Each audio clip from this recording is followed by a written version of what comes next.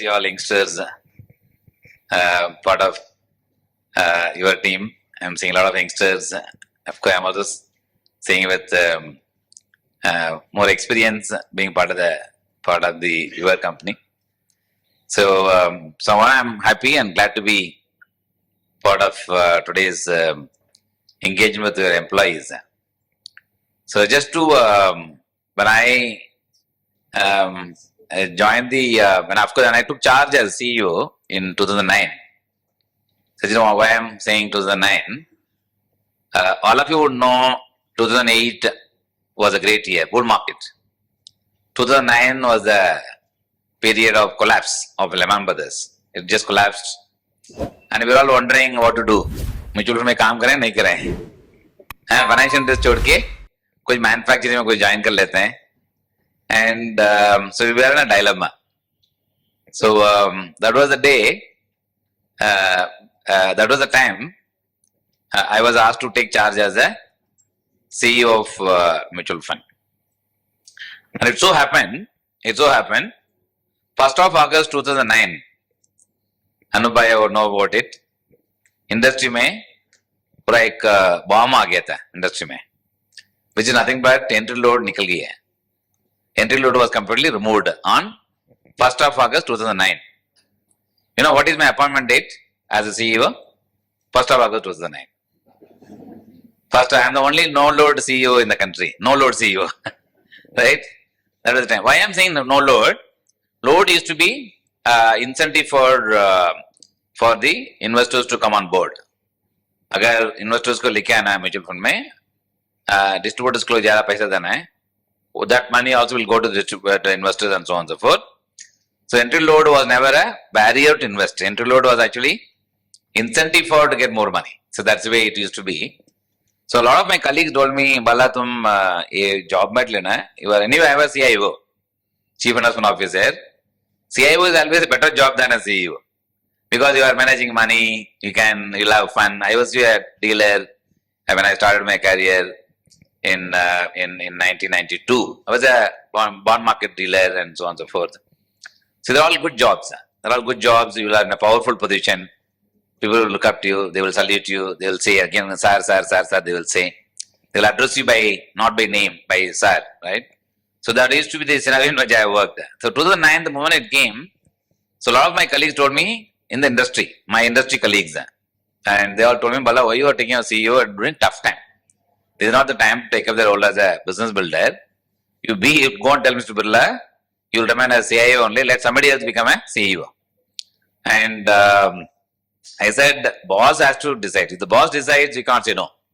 So God decides, right? God decides your future. So when the God decides, for me, God is Mr. Birla. So if Mr. Birla has decided that I have to take up this role, I have no one to go and tell him, and I can't do it. So believe me, that time our size was about 47 crore size. Our mutual fund size, our industry, our size was 47 crore size. Today we are about 4,57 crore size. 4,57 crore size we are managing. Still, my eyes is still very low. We should be somewhere around 5.5 lakh crore, which is okay. But still, we have grown. The why I am specifically saying this is, in our industry, a lot of these kind of hurdles comes. It will make you think, am I in the right industry? Am I doing the right jobs? Ultimately, this is the only industry which gives a joy. It gives a joy to the people. When I mean joy to the people, when people save money, you get a joy. When they make money, you get a joy. When you see them prospering well, then you get a joy. You have to enjoy this work. It's this joy that you have to enjoy. So that's the way I think this mutual fund industry has become very large today, and that's something I thought I'll just start with that. And second is, I was asking Anubhai what that you want me to speak. Then I was also not sure what to speak. Then I said I'd put some few slides on the on this. I think we are always in I call it as we are on a sweet spot. When I say we are on a sweet spot, for everything there has to be a momentum, and yeah, here it is. So we are in a sweet spot. So when I mean we are a sweet spot, so when you have more population, generally is considered as a liability, because I started my career in 90s. So one of the things we always used to think, we have too many people, too much of population, and therefore population was a liability. It used to be considered as a burden. See, that's the way India is initially they used to progress. If we have more children, it's a burden. So there are certain states were burden states. So we used to have called as Bimari state. Some of you would have heard about this. Bihar and UP, they all come from the Madhya Pradesh. They were considered Bimari states. That's why we all used to designate. So within India, there are many states were progressing quite well. I come from Tamil Nadu. And the state always used to be progressive. Industrial nation. Maharashtra used to be industrial nation. And today, it is no more the people is no more a liability. It's actually an asset. Suddenly, liability become an asset. Just imagine what would happen, right? Just imagine things can completely change, which is nothing but it becomes a driver of the economy. I think that is where I think we as the economy is doing. So thanks to, of course, they can engage population. They can become a, if you take worldwide, if you take Japan, the age is 75, 80 types. The average age. It could be even somewhere around 65. Worldwide, most of the nations, if you go, the old age population is high. And Japan, even today, they recruit people at the age of 70, 75 to even man the hotel receptionists, reception counters. If you go to the hotel receptions, any big hotels, you'll find a very aged person would be manning the counter. Whereas India is one which has got a young population, average age is young population, which essentially means you have a long runway. So where is it coming is better. It's a long runway.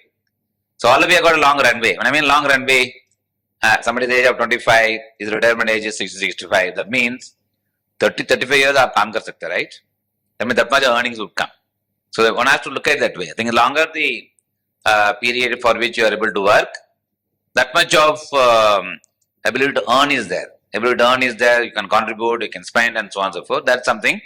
Engaged population is pretty good. As a result of that, we are now the fourth largest economy. It's actually moving in that direction. So this has been the driving force. Second is, I think what India has done, I think for everything, we have to set the ball rolling. It's like, so I always wonder how Anubhaya has built this business. In fact, jokingly, when I took charge, I knew most of the people. I knew, like Anubhaya, I knew, but I didn't know the company name. So I was looking at the name. I said, who is this Honey Money? I used to ask my team. So it has got good names, right? One is Honey and Money, right? These two going hand in hand. I call it as recently I told I mentioned about Joy. So I also mentioned about in one of the plays, you need to have love and affection. So if you have to build a strong customer base, you must have love and affection for the customer. Not only the customer will be loyal to you, customer will give you more money, customer will feel I am in the hands of good people and so on and so forth. So then I was telling my team that time, so the name is very good. That's the time I discovered the whole model. The whole model, they set it up, they're calling people, getting more and more people through the call center model. Nobody had this kind of model. And that's the kind of vision that we had. And today, that vision actually is becoming bigger and bigger and paying off because of the consistent growth that we are seeing. I think Modi has set the ball rolling in 2014. When he set the ball rolling, I think the simple stuff. I think many times we don't need to complicate things. Even a simple stuff such as Sabka Saath Sabka Vikas is nothing but prosperity for everybody, right? So that's the way he built it up. And that something is worked. And he also prepared the India for digital India, but it came in handy during the demand time. When demand happened, the best of the revolution happened in the technology world is during demand time. People are searching for cash to be deposited. People are searching for money to be transferred and so on and so forth. At every crisis time, India actually progressed to the next level of growth. It always progressed to the next level of growth. That is the time best of the innovation has come in India during the tough time. I'm sure each one of you, even at individually as a company, when you look at put your collective mind together, bringing in success and solution will be far higher than individually fighting things. That's something I think we are in that model. I still remember when Vajpayee was the Prime Minister, we all used to get extremely excited. Golden Corridor project, which is connecting Kanyakumari to Kashmir. That's the way it started, and today all development activities now become part of the life itself. Development has to become part of the life. Innovation has to become part of the life for the India as a whole. Therefore, India is becoming more and more stronger. Second is what is most important for the financial market is the per capita savings. That something is very important. So I mean per capita saving, I think I did once an analysis. I just took a simple deposit base of every location. Every city today, the deposit base is available. So I come from a village. In my village, there are only about 6,000 people living. And the deposit base of the bank in which there is a bank branch is there. The deposit base is about 30 crores only. 6,000 people, 30 crores deposit base. You can divide it and then see how much the number comes to. The loan against that is about 60 crores. Out of 30 crores, the loan is about 60 crores. That means double because of the agriculture loans, other things goes. It all lead to the eventual prosperity. So now, if you take each of the locations, like UP is the largest population. If you take UP deposits versus the number of people are living there, just simple division if you make, per head will come to about 82,000 rupees as a per capita assets deposit. 8,000 rupees, 90,000 rupees. If we take Mumbai, it will come to about 3,50,000 rupees per head. If we take Goa, small location but rich place, Goa comes to about 4.5. Whereas Andaman Nicobar comes to about 7 lakhs. Small population, reasonably good wealth. So that is the way India has been progressing. And today, the per capita income, nothing but the deposits or per capita income, if you see, India has been rising. And then what has made it happen is the government, when we actually do Sabka Saath Sabke Vikas, sometimes social benefits like Ladki Bahin scheme, either we can criticize it or we can appreciate it. We can only do two things. And in today's world, where does it reach? It reaches the beneficiary, reaches the intermediary. It reaches actually the person who is not the real beneficiary. And as long as everything that we do, it was a real beneficiary, it adds to the income levels of people. It adds to the income levels of people. The moment you see more balance in your bank account, then you become that much more confident of investing, buying goods and so on. So you can have a peaceful living. It's also extremely important for any nation building. You need to bring that happiness. And that, I think, came in through the social security schemes in the country.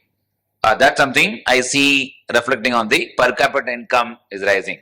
Of course, we are still low compared to the world average. I think we are getting into that directions. At the moment we see the development activities happens, it increase the level of income each of the places. It increase the land prices.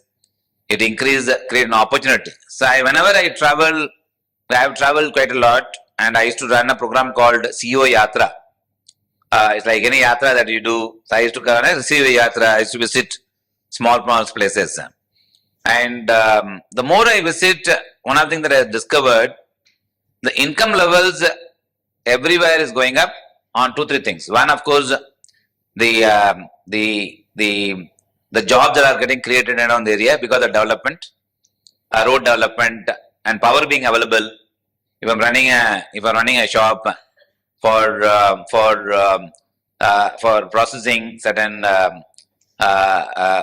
say clothes manufacturing, you need a power. So there used to be a time where the power shortage in the country used to be somewhere 8 to 9 hours a day. That means half the day is gone, power is not there. And today, when the moment power becomes available, the ability to generate more economic value, generate more income goes up. Even if you want to give a fridge and somebody wants to run during the time of summer time, wants to run a juice shop or maybe give a cold drinks, you need to have a fridge which has to run for 24 hours. You need to have power for that. Today, we have made significant progress on this. Second area where I have realized which is nothing but spiritual tourism, development of spiritual locations. You can say, why do you want to spend so much money? But it provides jobs. It provides jobs. The people who can't move out of their location and look for a job. Everybody cannot afford to come to Mumbai and work. Everybody cannot afford to go to Delhi and work. Everybody cannot afford to go to Chennai and work. But we would like to work in their own places. But still you have to live. You have to still generate your income. How do you do? You have to find self-employment opportunities. That's something has gone quite aggressively in the last few years and making India actually more self-sufficient from the income levels going up. I think when I say that spiritual tourism is also spiritual infrastructure, I can call it. Digital infrastructure is one of the UPI transactions, digital infrastructures. Because of this, if you look at the growth, so I always seen it took about 63 years for India to become a $1 trillion economy. And as time progresses, the period is becoming shorter and the growth is becoming faster. It's as simple as that. Period is becoming shorter, the growth rate is becoming faster. And the way we have done a telecom evolution, sometimes copying will give you better outcome than spending your time on innovating. Sometimes these things also need to be looked at it. And India has been reasonably good in copying some of the practices that has been introduced overseas, and therefore we have grown faster. And that's something I see. The 3 years, $3 trillion, the last till 2030 will probably become the fastest growing economy in the world. But what does it mean?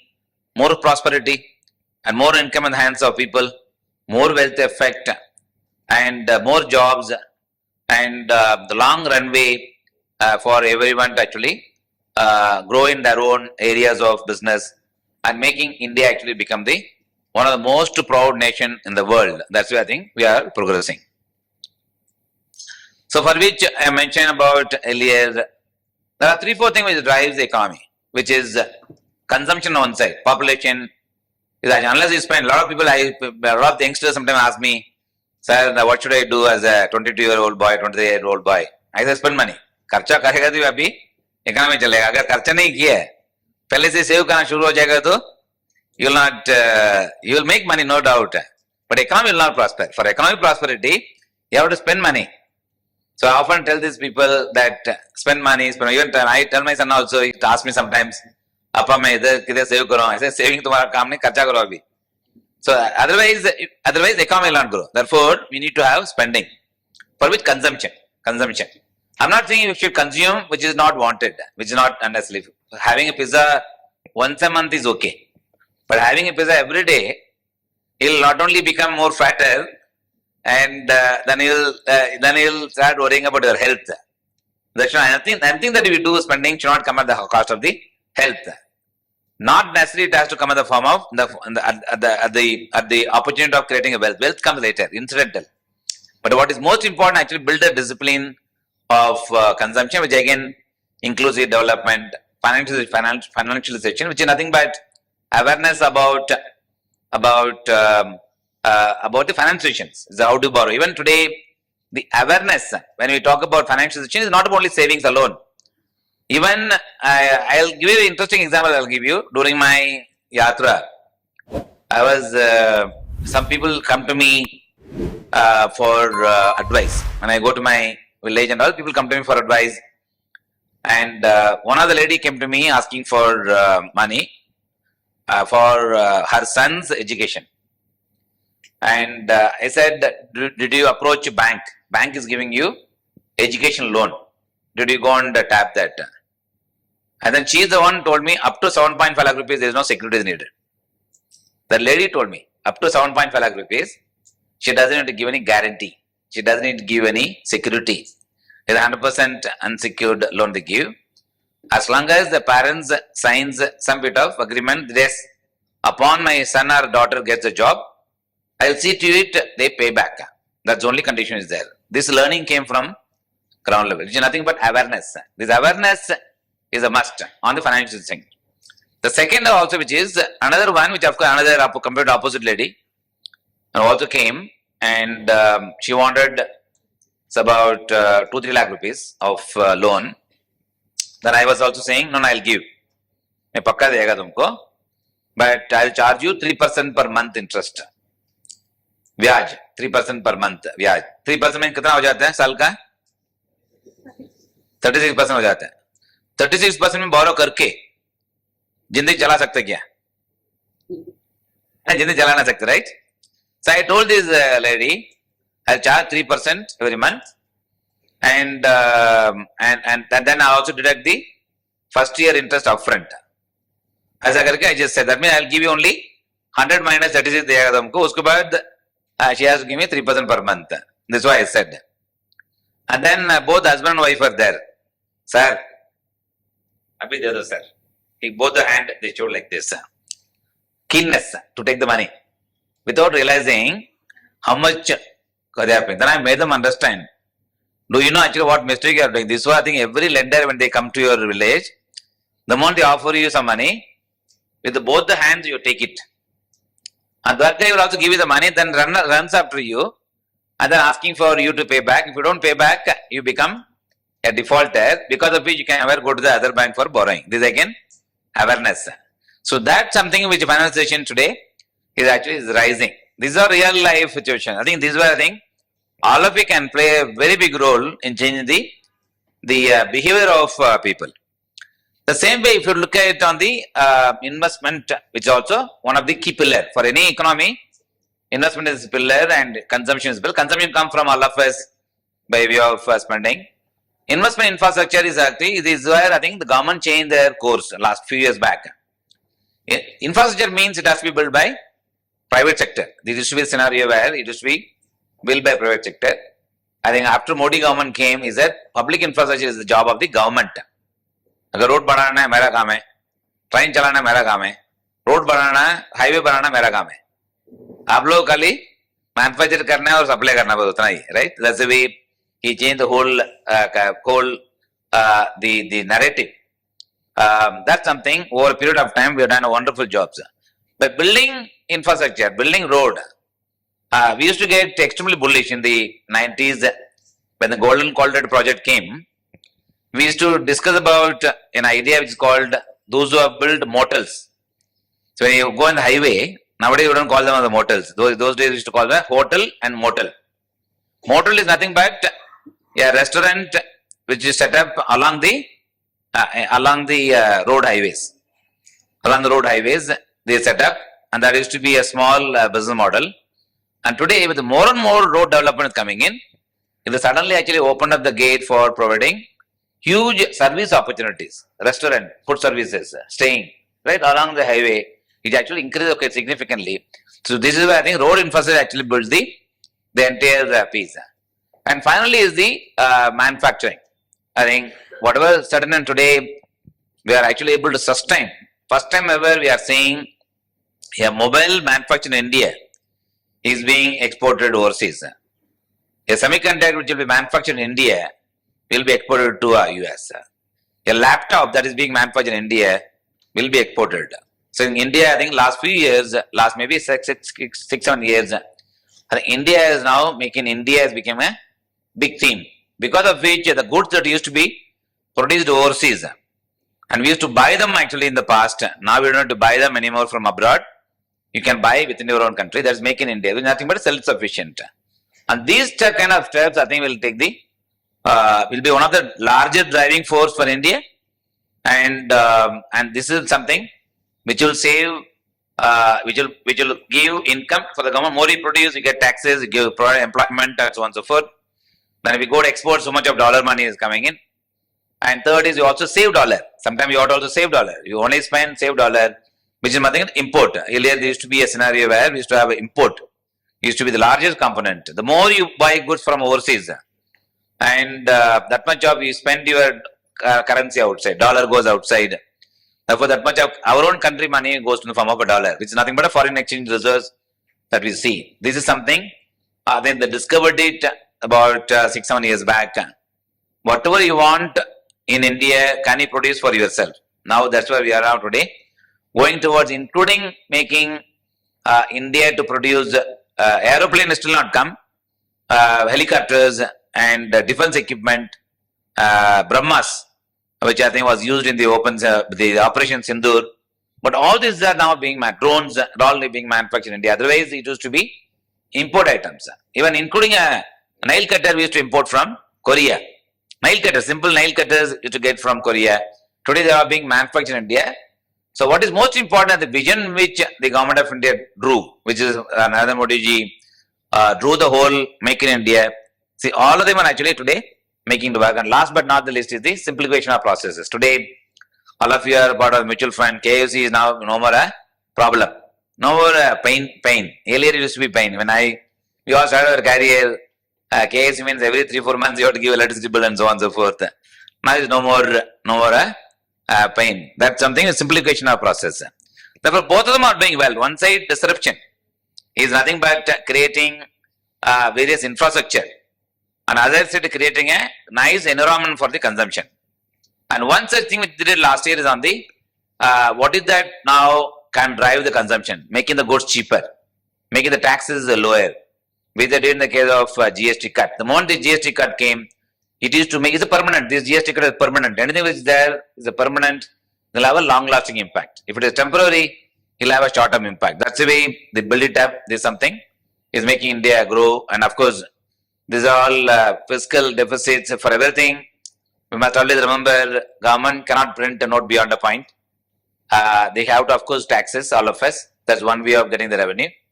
Second way of getting the infrastructure development done is borrow. The government also borrows. Government also borrows the deficit which is there. So they are, of course, today, fortunately, we are in a better position to borrow.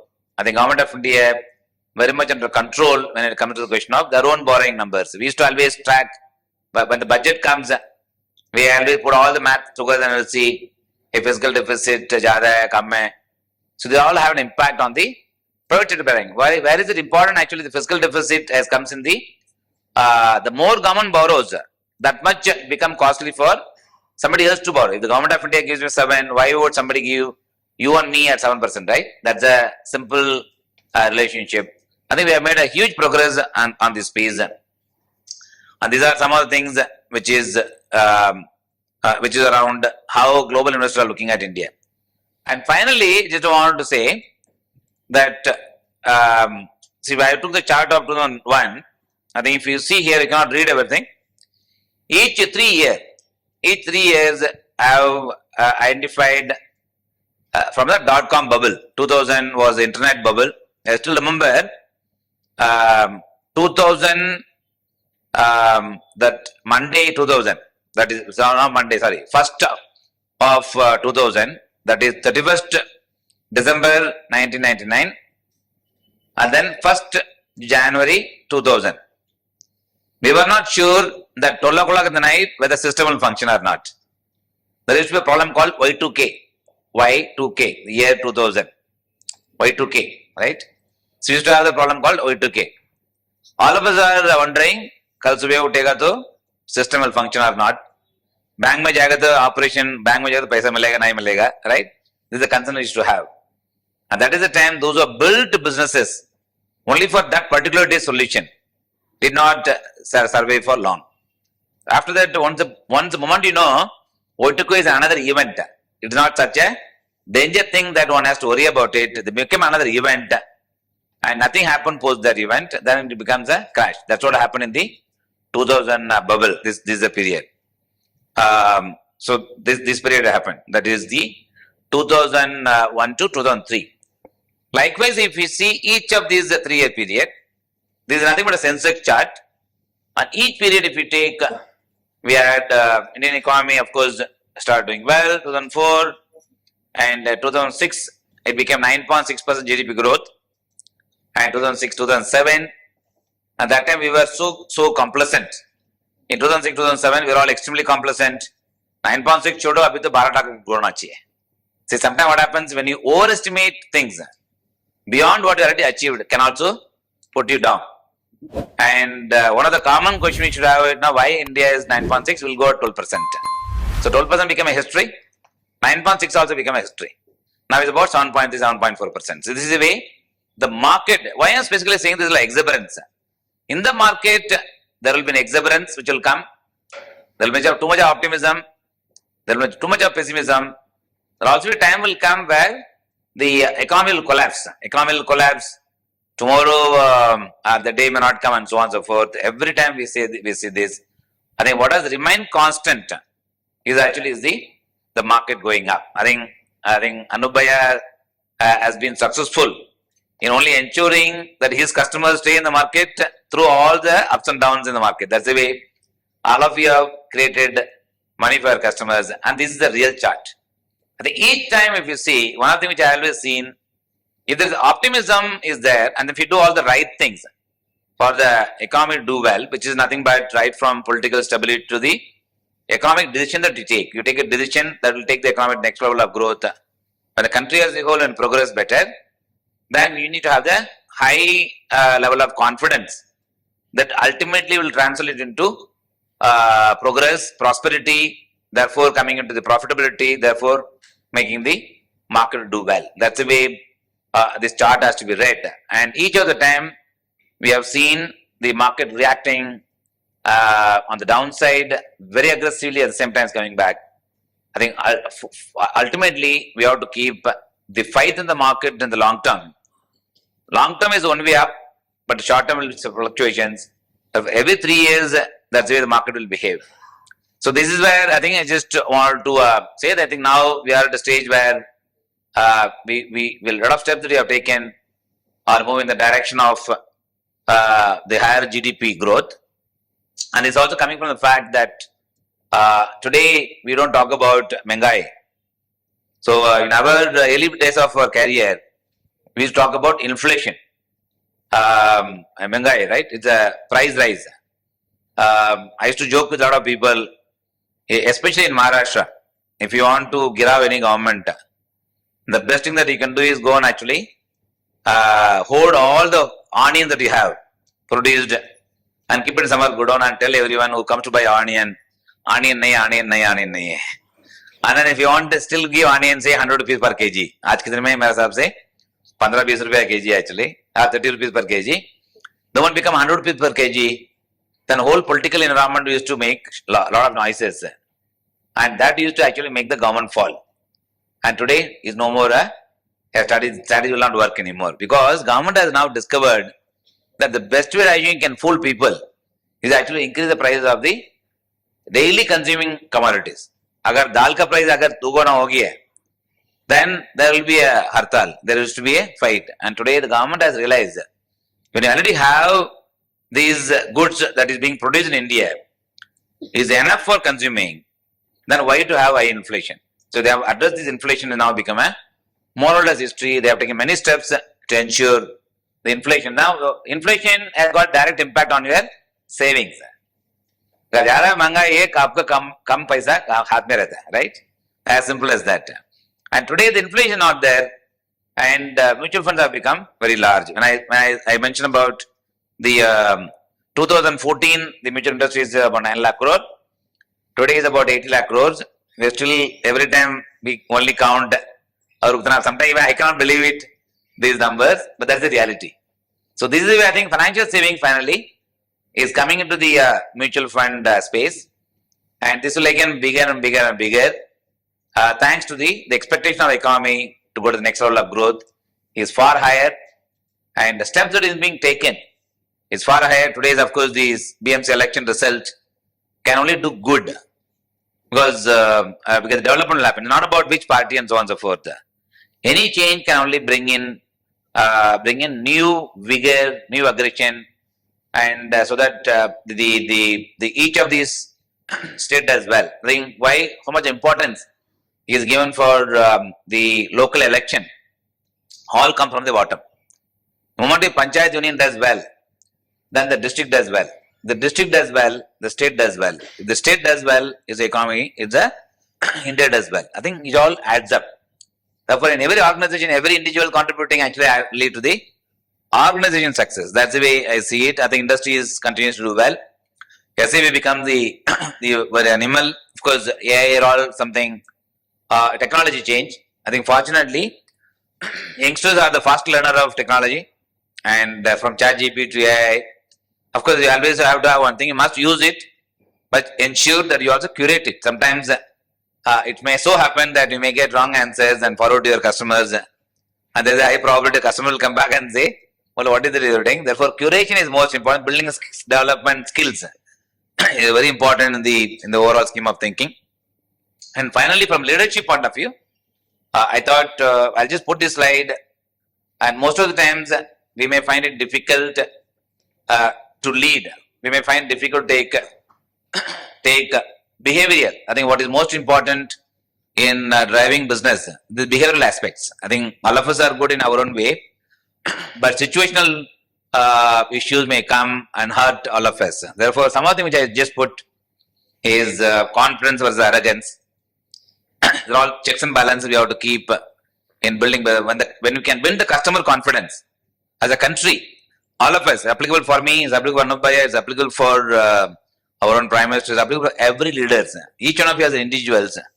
And each one of them are many times listen and talk is a huge difference. Listening and only talk. If you only keep talking, last week somebody actually jokingly, just as real life situation I'm just telling. So somebody called me and said they need some help on astrology. So I put the gentleman to talk to the astrologer. Of course, a well-reputed astrologer. So she, of course, reached out to him and then they were having a conversation. And the person who went to the astrologer told me that Bala, he saw everything but he didn't say anything to me. But I thought, is it the way I think these people operate? First time I think I went to an astrologer. So then I thought, let me ask the astrologer actually what happened. He says, you saw it but you didn't give any predictions and so on and so forth. So आप देखा नहीं क्या पूछा उसको मैंने बोला मैं देखा उनको बोला ऐसा मिल गया सब अच्छा करके बोल रहा था वो सुन ही नहीं रहा था. He was only speaking. So therefore I only told him I have to go somewhere else. बाद में देखते हैं. Then I told the gentleman, you have called him actually for listening to him. If you only keep talking, you only keep saying, then when will you find a solution for your own problem? Right? This is listening and talking, right? I just give this example. These are real life situations. These are real life situations. All of us go through this. So they're all simple things, and it's like half empty and half full. They're all about individual behavior. There are many things out there. This I learned it from Harvard. I've been using it permanently. Sometimes you need to have a tough conversation with the team. Sometimes I also figured out my own ratios on this. So some of my colleagues used to leave office early. So I'm okay. You can leave home early, no problem. As long as you do your work, remain committed, I'm fine. And but others used to always quote that person, say this person is leaving early, and can I also have the liberty and so on and so forth. I said it's fine. We'll see. Then I thought, let me correct the person who was leaving early. So senior person, how do you do? How do I actually tell him? Then suddenly it struck me actually. The ratio helped me actually. Then I asked him, what is your PP ratio? Then suddenly the person was wondering, what do you mean by PP ratio? I said, professional versus personal. Professional में कितना time spend करते हैं? घर के लिए personal कितना time spend करते हैं? The person was honest enough to tell me, बोला 50-50. So I am getting money from a company. I must give full time to my company first. Then comes personal, right? That's the way ideally speaking it should be. Then I asked the person, what should be the ideal ratio? Is it 50-50 or ideal ratio should be higher? No, Bala, ideally speaking it should be 80-20 during weekdays.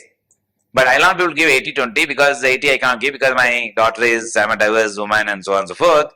Therefore, I can bring it down to 65. Then what is it you can do? Then she said, instead of leaving by 3 o'clock, I'll start leaving by 4:30. So I had to be considered that because otherwise Bombay traffic is so high, you will spend most of your time on the road rather than spending your time on home. I said, instead of leaving at 3, at least start leaving by 4:30. So how do you address it? It's very difficult, right? This kind of conversation is extremely difficult.